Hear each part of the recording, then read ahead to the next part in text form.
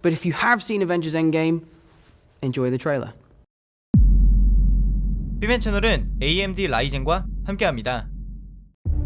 Everywhere I go, I see his face. I just really miss him. 여러분 안녕하세요, B맨입니다. 어벤져스 엔드게임의 스포일러 주의보가 루소 형제들에 의해 공식적으로 풀리고 나서 공개된 마블 영화 페이지 3의 마지막 스파이더맨 파프롬 홈의 새로운 예고편, 지금부터 알아보겠습니다.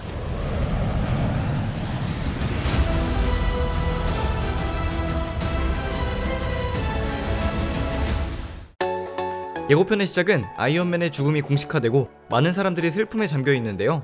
스파이더맨은 아이언맨의 역할을 해내기 위해 범죄와 싸우고 해피와 대화하는 것을 확인할 수 있습니다. 한 가지 재미있는 점은 이 두 사람이 대화하는 뒤편에 있는 이 포스터인데요. 포스터에 적혀있는 크래셔 호건은 해피 호건과 성이 동일하다는 점에서도 재밌지만, 스파이더맨의 원작에서 피터가 자신의 힘을 테스트하기 위해 변장을 하고 싸웠던 상대 프로 레슬러이기도 합니다. 포스터에 적혀있는 $100라는 상금까지 동일한데요. 그 이후 걸려오는 닉 퓨리의 전화는 두 사람 모두 받기를 거부한 이후 장소는 피터가 휴가를 떠난 유럽으로 바뀝니다. 그리고 스파이더맨은 MJ가 나를 좋아하는 것 같아 라는 대사를 하는데요. 원작뿐만이 아니라 2000년대 초반의 토비 맥과이어 스파이더맨을 기억하시는 분들은 MJ라는 줄인 이름이 메리 제인 왓슨이라는 것을 아실 겁니다. 파프롬 홈에서 MJ는 미셸 존스라는 차이점이 있긴 하지만 어쨌든 두 사람의 러브라인은 과거의 맥락을 쫓아가는 것으로 보입니다.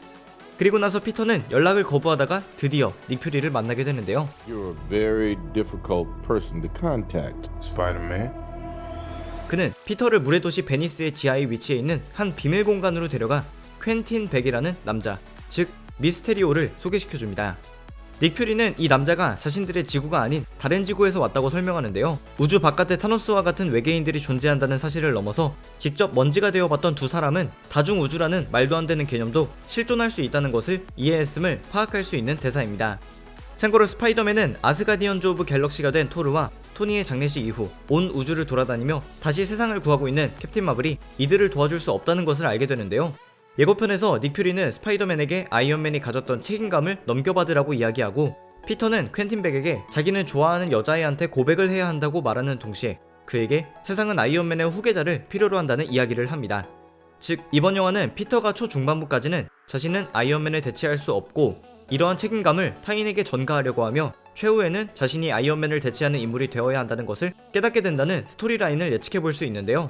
그렇다면 다른 지구에서 왔고 닉 퓨리와 스파이더맨에게 도움을 요청하고 도움을 주기도 하는 역할로 비춰지는 퀸틴 백, 즉 미스테리오라는 남자는 믿을만한 아군인지 알아봐야 될 것 같습니다. 먼저 퀸틴 백은 이번 예고편에서 세상을 구하는 데는 희생이 필요하다, 어떨 땐 사람들이 죽을 수밖에 없다 라고 이야기합니다.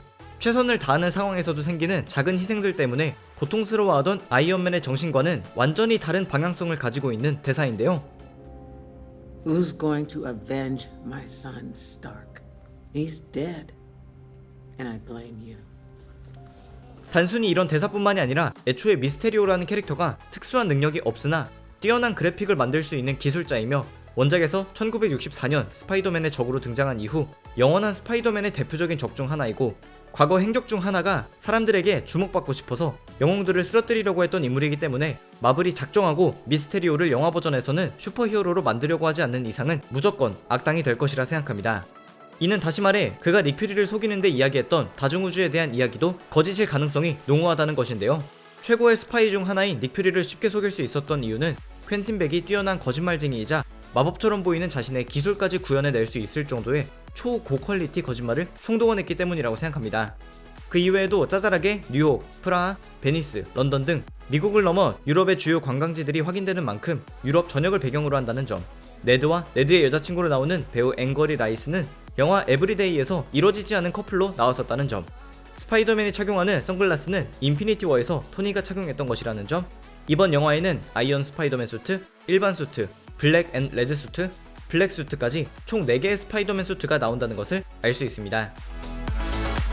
네, 여기까지가 스파이더맨 파프롬 홈의 새로운 예고편에 대한 정리였습니다.